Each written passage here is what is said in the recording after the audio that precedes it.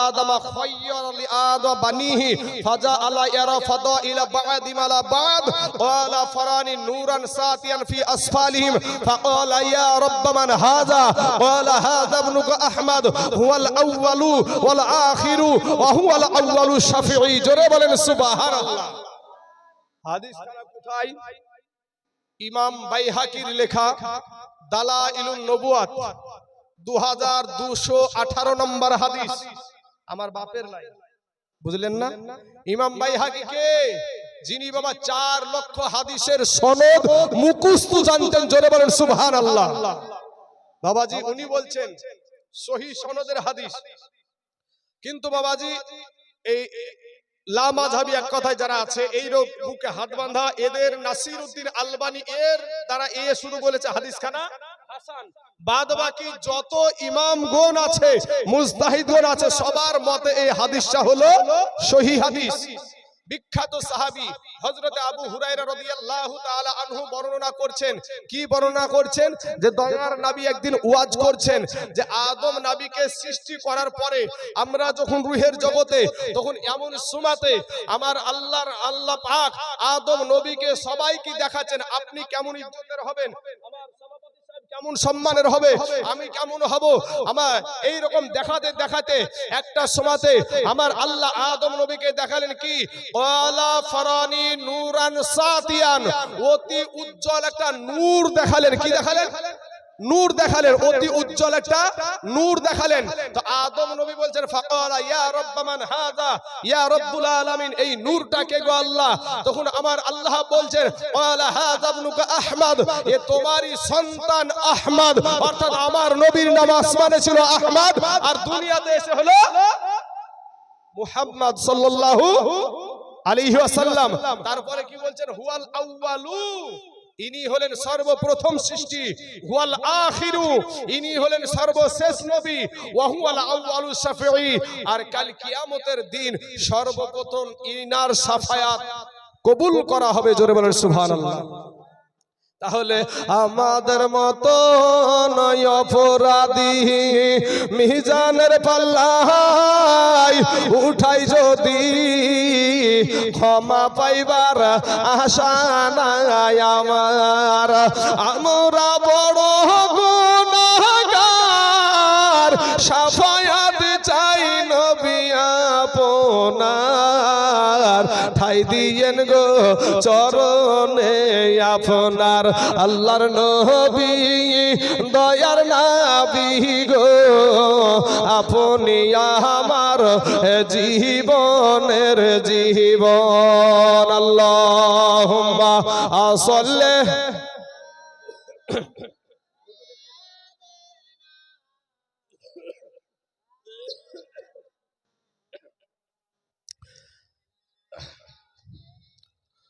মাওলানা মুহাম্মদ সাল্লাল্লাহু আলা মুহাম্মাদিন।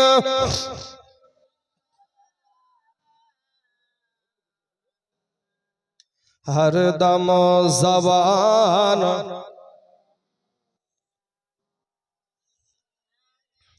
मोहम्मद, हर दम ज़बान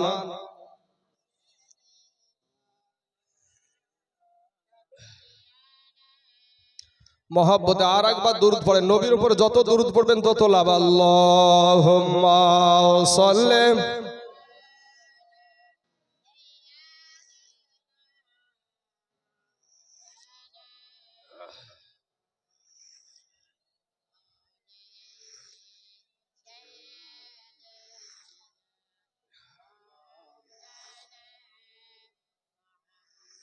সাল্লাল্লাহু আলা মুহাম্মাদিন।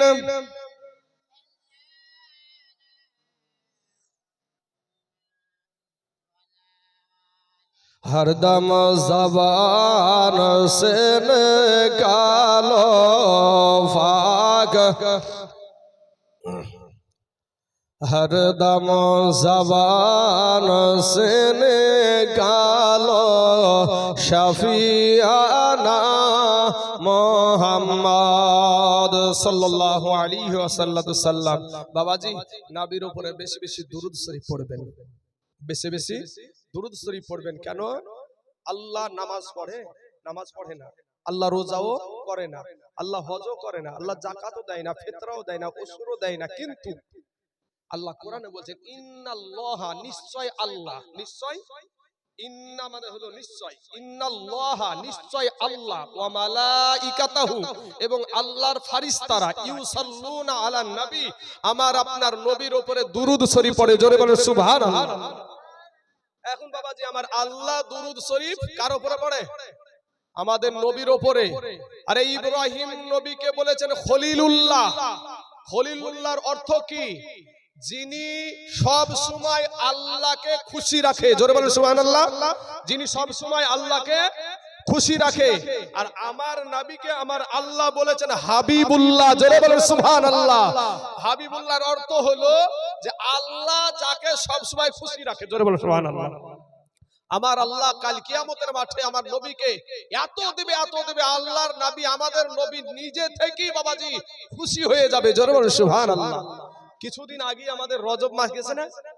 রজব মাস গেছে, শবে মেরাজের একটা রাত্রি যায়নি, শবে মেরাজের বাবাজি এই যে মেরাজে যাওয়ার বিষয়টা, সুবহানাল্লাযী আসরা বিআবদিহি লাইলাম মিনাল মাসজিদিল হারামি ইলাল মাসজিদিল আকসা, এটা কোরআনের আয়াত। কোরআনের আয়াত 15 পারার মধ্যে আছে। বাবাজি আমার আল্লাহ পাক আমার নবীকে আদম নবী থেকে নিয়ে ঈসা নবী পর্যন্ত কোন নবী আল্লাহর সাথে দিদার করতে যেতে পেয়েছে? কোন নবী যেতে পাইনি। আমাদের নবী একমাত্র আমাদের নবী মেরাজে গিয়েছেন। জোরে বলেন সুবহানাল্লাহ। আচ্ছা বাবাজি আমি আপনাদের এখানে এসেছি আজকে আপনাদের দেশের, আমি মেহমান না? আমার এই সভাপতি সাহেব যদি বিদেশি মানুষ হয়, উনি কি আপনাদের মেহমান না? মেহমান তো। আজকে যত বিদেশ থেকে মানুষ এখানে এসে বসে আছে সকলেই কিন্তু এই দেশের আজ মেহমান। কথা বলেন ঠিক না বেটি?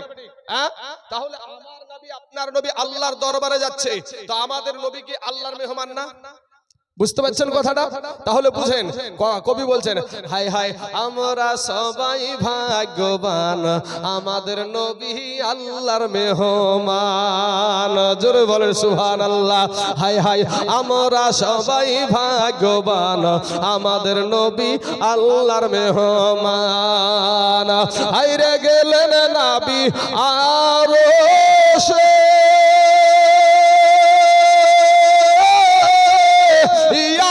বলে নবী প্রকাশে, জুতা মুবারকের ধুলি, জুতা মুবারকের ধুলি আমার বুকে রাইখা যান, আমাদের নবী আল্লাহর মেহমান। হায় হায় আমরা সবাই ভাগ্যবান, আমাদের নবী আল্লাহর মেহমান। আল্লাহ বলে এ বন্ধু ইয়ার জি যত শুনিব আপনার, আজকে যাহা চাইবেন তাহা পাইবেন, যাহা চাইবেন তাহা পাইবেন, করব না তো অপমান, আমাদের নবী আল্লাহর মেহমান। হায় হায় আমরা সবাই ভাগ্যবান, আমাদের নবী আল্লাহর মেহমান। আমরা সেই উম্মত যেই নবী আল্লাহর মেহমান। আমাদের নবীকে আল্লাহ বলছেন, আমাদের মাদ্রাসাতে পড়ানো হয় আলহামদুলিল্লাহি রাব্বিল আলামিন, আলহামদুলিল্লাহি রাব্বিল আলামিন। এখানে আমরা বাচ্চাদেরকে কি শিক্ষা দিই? যে এটার বাংলা তরজমা করো কি, যে সমস্ত প্রশংসা আল্লাহর, সমস্ত প্রশংসা আল্লাহর, যিনি তামাম জাহানের রব, যিনি তামাম জাহানের রব। 7 আসমান 7 জমিন যা কিছু আল্লাহ সৃষ্টি করেছে সব কিছুর রব কে? আল্লাহ। এখন দেখেন এই তামাম জাহানের আরবি কোনটা? তামাম জাহানের আরবি তো আছে নাকি? তামাম জাহানের আরবি হলো ওটাই আলামিন দ্বারা, আলামিন দ্বারা তামাম জাহানকে বোঝানো হয়, জোরে বলেন সুবহানাল্লাহ। তামাম জাহানকে বোঝানো হচ্ছে আলামিন দ্বারা। এখন আমার নবীর শানে আমার আল্লাহ কোরআনে কি বলছে দেখেন, ওয়া মা আরসালনাকা ইল্লা রাহমাতাল লিল আলামিন। রাহমাতাল লিল আলামিন। যেমনি ভাবে আমার আল্লাহ তামাম জাহানের জন্য রব, অমনি ভাবে তামাম জাহানের জন্য রহমত হলো আমার নবী, আপনার নবী, জোরে বলেন সুবহানাল্লাহ। মুসলমান ভাই, আমার বাবাজিরা, আমার আব্বা জানেরা, ও মা খালারা গো, আমি বলবো যে যাই কিছু করছেন আসেন আমরা নামাজ পড়ি। আমার নবীজির আদর্শ ছিল নামাজ। এই নামাজের পাশাপাশি আরেকটা জিনিস করবেন, সেটা হলো মা বাপের খিদমত করবেন। ওয়াবিল ওয়ালিদাইনি ইহসানা, মা বাপের খিদমত। আমাদের পায়ের তলে, পুরুষদের পায়ের তলে হলো জুতা, কি পুরুষের পায়ের তলে জুতা, আর মায়েদের পায়ের তলে হলো আল্লাহর জান্নাত, জোরে বলেন সুবহানাল্লাহ। এ মুসলমান বাবাজিরা, আমার ভাই জানেরা, নামাজ পড়লাম, আমি নামাজ পড়তে পড়তে আমার কপালটা এই জায়গাটা কালো হয়ে গেল, কিন্তু আমার মা জননীকে আমি দুটো খাবার দিলাম না। আমার মা না খাওয়াবো করে, আমার মা পেট জ্বলছে, আর সন্তান আমার বিবিকে নিয়ে, সন্তানদেরকে নিয়ে আমি আনন্দ করে খাচ্ছি। আমি যতই এখানে কপালটাকে কালো করে ফেলি, আর যতই বড় বক্তা হই না কেন, যতই বড় মুফতি হোক আর মুহাদ্দিস হোক, আর বাবাজি মুজতাহিদ হোক আর ফুকা হোক আর সুলাহ হোক, মক্কা মদিনার ইমাম হইয়াও আল্লাহর জান্নাতে যাওয়া হবে না। যুবক ভাই, তুমি আমার কালেমার ভাই, আজকে রাতে যাও, অনেক যুবক আছে আমাদের সমাজে মাকে মা বলে ডাকে না, এরকম আছে না চাচা? এরকম আছে যুবক ভাইরা রে, এই মানুষটা আজ মা হারিয়ে ফেলেছে হয়তো। চাচার মা তো নাই নাকি গো? মা নাই, আছে আলহামদুলিল্লাহ, মাশাআল্লাহ, আল্লাহ আপনার মাকে আরো হায়াত দেখ। তো যারা অনেকেই মা হারিয়ে ফেলেছেন, অনেকে এখানে মানুষ আছে মা হারা মানুষ আছে না? নাই ভাই, আছে। আচ্ছা ভাই যুবক, এই যে একটা ডাক মিষ্টি মা, এই শব্দটা মা, এই শব্দটা যে কত মিষ্টি, যেদিন তোর মা হারায়া যাবে সেদিন বুঝবি মা কি জিনিস। আমার নবীর একটা সাহাবী, কথাটা মনে পড়ে গেল বাবাজি, এই যা কথাটা আমি একটু বলার পরেই মায়ের বিষয়টা একটু আলোচনা করব, কারণ নামাজ আল্লাহর হুকুম, মা বাপের সেবা করাও আল্লাহর হুকুম। তুমি নামাজ পড়বা, বক্তা দিবা, মৌলবি হবা, জবান দিয়ে জবান না রাখা মৌলবি আছে না নাই বাবাজি?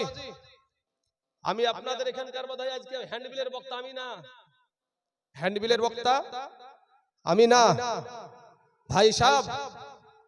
আপনাদের হয়তো যখন আমার কাছে ফোন গেল, তখন আমি বললাম, যিনি ফোন করছেন, ভাই আমার মান সম্মানটা একটু বাঁচান, কি ভাই একটু মান সম্মানটা বাঁচান। আর আমার যেখানে আজকে ওয়াজ ছিল, ওখানে ওই আপনার মাধ্যমিক পরীক্ষার জন্য পুলিশ পারমিশন দেয় নাই।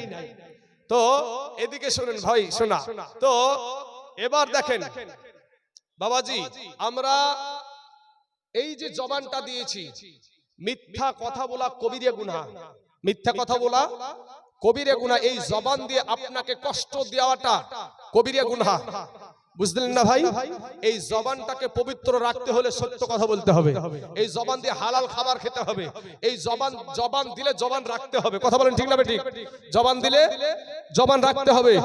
দেখেন, তার জন্য আমি বলে থাকি, ওরে এলো দিন আখেরি, মলবি হবে বাড়ি বাড়ি, এলো দিন আখেরি, আলেম হবে বাড়ি বাড়ি, ওরে কোরআনের কথা বলবে, হাদিসের কথা বলবে, নিজেরা মানবে না। ঘন ঘন মসজিদ হবে কিয়ামতের নিশানা গো, ঘন ঘন মসজিদ হবে মুসল্লি পাইবা না। বলেন সমাজে এগুলা ঘটছে না ঘটছে না? আজ একটা গ্রামে বাবাজি কত মসজিদ হয়েছে দেখেন, কত ভাগে যে ভাগ হচ্ছে ঠিক নাই, তারপরে ভাগ করার দিকে ঠিক আছে, কিন্তু নামাজ পড়ার দিকে আর নাই। আরে বেটা তুই ভাগ করলি ঠিক আছে, তো মসজিদে নামাজ পড়, তখন আর নাই। টাকার গরম আছে, দে টাকা 10,000 জায়গায় 20,000 টাকা টাকা দিয়ে দিল, নামাজ পড়ার দিকে আর নাই। এত পায়ে হাত দিয়ে বলি ভাই দাড়িটা ছাড়ো ভাই রে, এই যুবকেরা ভাই, আপনাদের এই সাইডের মানুষগুলা দেখা যাচ্ছে না এই লাইটের কারণে, তো ভাই আমি বলি আপনাদের পায়ে হাত দিয়ে কয়েকটা, আমি বারবার বলেছি যে আপনাদের পা দুখানা আগায়া দেন। আমার আদর্শ তো ওই রকম না, কাউকে কষ্ট দেওয়া, এটা আমার নবীর আদর্শ না। কাউকে কষ্ট দেওয়া এটা নবীর আদর্শ নয়। মুসলমান ভাই আমি বারবার বলেছি এরকম কথা যে আপনাদের পা দুখানা আগায়া দেন, আপনাদের পায়ে হাত দিয়ে বলি, এই কথাটা বারবার বলেছি না বলিনি? বলেছি ভাই। তো যুবক শোনা ভাই, এখন আমরা এই যে ঘরে ঘরে এখন মসজিদ, আর ঘরে ঘরে মুসল্লি নাই মসজিদে, তার জন্য দেখেন আমরা কি বলছি যে আমি এটা আমার নিজে নিজে তৈরি করেছি। ওরে এলো দিন আখেরি, মৌলবি হবে বাড়ি বাড়ি, কোরআনের কথা বলবে, হাদিসের কথা বলবে, নিজেরা মানবে না। ঘন ঘন মসজিদ হবে কিয়ামতের নিশানা গো, ঘন ঘন মসজিদ হবে এ মুসল্লি পাইবা না। ওরে কিয়ামতের দিন ঘনাবে, এ বান্দির পেটে সন্তান হবে, নিজের জমি খালি থাকবে, আবাদ হইবে না। নিজের বিবিকে রেখে অন্য একটা পর মহিলার সাথে আমাদের সমাজে সম্পর্ক গড়ে তার পেটে বাচ্চা দাঁড়ানো হচ্ছে না ভাই? সমাজ আছে না নাই? তাই বলছে ওরে কিয়ামতের দিন ঘনাবে, এ বান্দির পেটে সন্তান হবে, নিজের জমি খালি থাকবে, আবাদ হইবে না। কিছু পীরে টিপে মুরিদের পা, জগৎবাসী শুই না যা, লোভে ভক্তি কম্বকেরা দুজখে ঠিকানা। ঘন ঘন মসজিদ হবে কিয়ামতের নিশানা গো, ঘন ঘন মসজিদ হবে মুসল্লি পাইবা না। ওরে ভাই রাখবে না ভাইয়ের মান, অথচ একই বাপের দুই সন্তান, এক ভাই আর এক ভাইয়ের দিকে ফিরা চাইবে না। সমাজ আছে না নাই ভাই? ওরে ভাই রাখবে না ভাইয়ের মান, অথচ একই বাপের দুই সন্তান, এক ভাই আর এক ভাইয়ের দিকে ফিরা চাইবে না। দেশে আইবর কতুইটা যাবে, ভণ্ডরা ক্ষমতা পাবে। ওরে দেশে আইবর কতুইটা যাবে, ভণ্ডরা ক্ষমতা পাবে। ওরে রাস্তাঘাটে বুরখা খুলে করিতে থাকিবে যে না। ঘন ঘন মসজিদ হবে মুসল্লি পাইবা না, ঘন ঘন মসজিদ হবে মুসল্লি পাইবা না। বাবাজি তাই বলে সব আলেম না, সব আলেমকে এক জায়গায় বলা যাবে না। আজকের যিনারাই বক্তব্য, যিনি কি দাওয়াত করা হোক না কেন, নিশ্চয় 2-10 দিনের ভিতরে করেননি দাওয়াতটা অনেক আগে থেকে করা আছে, তাই না? তাকে অনেক আগে থেকে করা আছে ভাইজান। হ্যাঁ, যদি কোনো হসপিটালে ভর্তি থাকে বা কেউ মারা যায় সে বিষয়টা আলাদা, সে বিষয়গুলা আলাদা। তো যাই হোক, ওটা আমার তাকে আঘাত করা আমার কথা না। আমার উদ্দেশ্য হলো যে আমি হ্যান্ডবিলের বক্তা না বাবাজি, বাহিরকের বক্তা, বুঝতে পেরেছেন কিনা? এটা হলো উদ্দেশ্য। তো আমার মায়ের কথা যেটা বলছিলাম বাবাজি, আমি তাইজুল ইসলাম, মা জননীর পাগল। মায়ের পাগল যারা আছে ভাই, একটু দিলখানা নরম করে দেবা ভাই। আর হয়তো কিছুটা সময় আপনাদের কাছে আমি সম্মুখে আছি, মায়ের পাগলদেরকে নিয়ে আমি একটু মায়ের ওয়াজ করবো। বাবা মায়ের ওয়াজ, বাবা আমার নবীজির সাহাবী যার নাম ছিল হযরতে আলকামা রাদিয়াল্লাহু তাআলা আনহা, মৃত্যুর সময় দুনিয়া থেকে চলে যাবে এমন অবস্থায় মুখ দিয়ে কালেমা বের হয় না, মুখ দিয়ে কালেমা বের হয় না। সাহাবারা তালকিন দিচ্ছেন, কালেমার তালকিন দিচ্ছেন, তারপরেও কালেমা বের হয় না। কে? কার? নবীর সাহাবী। সাহাবী কাদেরকে বলে? সাহাবী তাদেরকে বলা হয় বাবাজি যারা এই চর্ম চক্ষু দ্বারা ঈমানি হালাতে যারা দয়ার নবীজিকে দেখেছেন এবং ঈমানের সহিত যিনারা কবরে গিয়েছেন, উনাদেরকে বলা হয় সাহাবী। কথাটা বুঝাতে পেরেছি ভাই? সাহাবী তাদেরকে বলা হয় যারা নবীজিকে দেখেছেন চর্মচক্ষু দ্বারা। আবু জেহেলও তো দেখেছে, তাহলে সাহাবী বলা যাবে ভাই? সাহাবী বলা যাবে না। আবুল আহাবও দেখেছে, সাহাবী বলা যাবে? যাবে না। কারণ চর্মচক্ষু দ্বারা ঈমানি হালাতে যারা নবীকে দেখেছে এবং ঈমান নিয়ে কবরে গেছে তাদেরকে বলা হয় সাহাবী। একবার সুন্দর সংক্ষিপ্ত আকারে এটা বুঝিয়ে দিলাম। এবার নবীর কাছে গিয়ে বলছেন, ইয়া রাসূলুল্লাহ, ইয়া হাবিবাল্লাহ, নবী গো, আপনার সাহাবী হযরত আলকামার জবান দিয়ে কালেমা বের হয় না। আমার নবী বলছেন, ওগো আমার সাহাবারা, তোমরা তদন্ত নিয়ে দেখো তার বাবা মা দুনিয়াতে বেঁচে আছে কিনা। বাবা সোনা মানিক, আমার আল্লাহ পাক আমার নবীকে যে কতটা পাওয়ার দিয়েছিল আমার আল্লাহই ভালো জানে। জোরে বলে সুবহানাল্লাহ। বাবা সোনা মানিকের আমার ভাইজানেরা, এবার আমার নবীর সাহাবারা বলছেন, ইয়া রাসূলুল্লাহ, ইয়া হাবিবাল্লাহ, নবী গো, আমরা যতটুকু জানি গো নবী গো, তার আব্বা জান দুনিয়া থেকে বিদায় হয়ে গেছে, কিন্তু তার জনম দুঃখিনী মা, তার গর্ভধারণী মা, 10 মাস পেটে বহানি মা, 2 বছর দুগ্ধ খাওয়ানো মা, এই মাটা এখনো দুনিয়ার জমিনে আছে। আমার নবী আপনার নবী বাবা টুক টুক টুক টুক টুক টুক টুক টুক করে বাবা মা জননীর কাছে চলে গেল। মায়ের কাছে গিয়ে বলছে, মা গো, ও মা, আপনার বেটা আলকামার উপরে আপনি কি রাগ হয়ে আছেন? আপনার বেটার পরে কি আপনি কষ্ট পেয়ে আছেন নাকি? ওই মহিলা আলকামার মা বলছে, নবী গো, আমার জান আপনার কদমে কুরবানি হোক গো নবী, ওই বেটার কথা আমাকে বলিয়েন না। ওগো নবীজি, আমি আমার বেটাকে আমি ক্ষমা করতে পারবো না। আমার নবী ডাক দিয়া বলে, মা গো, আপনি যদি আপনার বেটাকে ক্ষমা না করেন তাহলে আপনার বেটা জাহান্নামের আগুনে জ্বলবে গো মা। মা একটা ডাক দিয়া বলে, ইয়া রাসূলুল্লাহ, ইয়া হাবিবাল্লাহ, নবী গো, যেই কষ্ট যে আঘাত আমার ভিতরে দিয়েছে নবী গো, আমি আমার বেটাকে আমি ক্ষমা করব না, জাহান্নামে যাবে যাক। আমার দয়ার নবী মায়ার নবী অমনি হযরতে বেলাল রাদিয়াল্লাহু তাআলা আনহুকে ডাক দিয়া বলে, বেলাল রে, যা কিছু লকড়ি কুড়িয়ে নিয়ে আয় আর এখানে আগুন জ্বালিয়ে দে, এ তো জাহান্নামে যাবে, জাহান্নামের আগুনে পুড়বে, একে দুনিয়াতে জ্বালিয়ে দে। এ মুসলমান, আমার নবীর হুকুমে হযরত বেলাল কিছু লকড়ি একত্রিত করে আগুন জ্বালায়া দিল। তাও দাও দাও দাও করে আগুন জ্বলে গো।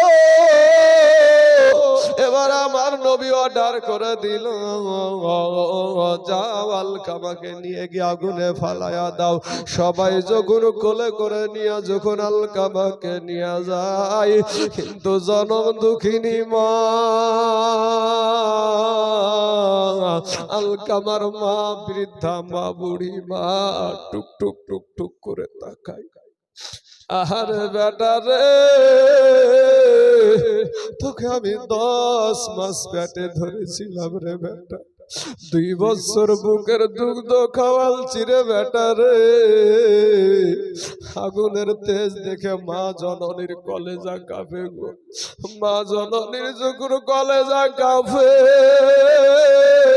নবীকে ডাক দিয়া বলেন, ইয়া রাসূলুল্লাহ, ইয়া হাবিবাল্লাহ, নবী গো, ওগো নবীজি, আমার বেটাকে আপনি আগুনে ফালাবেন না গো নবী, আমার বেটাকে আগুনে ফালায়েন না। ওগো নবীজি, আমি মা আমার কলেজার টুকরা আমার নাড়ি ছিঁড়া ধর, আমার বুকে ধর, ওই আগুনে পুড়বে, আমি মা জননী সহ্য করতে পারবো না। ইয়া রাসূলুল্লাহ, নবী গো, আমার বেটাকে আমি মা ক্ষমা করে দিলাম। সঙ্গে সঙ্গে আলকামার মুখ দিয়া বেরিয়ে গেল লা ইলাহা ইল্লাল্লাহ, লা ইলাহা ইল্লাল্লাহ, লা ইলাহা ইল্লাল্লাহ, মুহাম্মাদুর রাসূলুল্লাহ সাল্লাল্লাহু আলাইহি ওয়াসাল্লাম। আজ কারা জানি গো এখানে মা হারা সন্তান বসে আছেন গো। আজ কারা জানি মা জননীকে মা বলে ডাকতে পান না, কারা জানি মায়ের চেহারা খানা এক নজর দেখতে পান না, কারা জানি মাকে খেড়বুনার জঙ্গলে রেখে এসেছেন, কারা জানি আজ বাচ্চাদের তলে আপনার আব্বাকে রেখে এসেছেন। এরা যুবক ছেলেরা,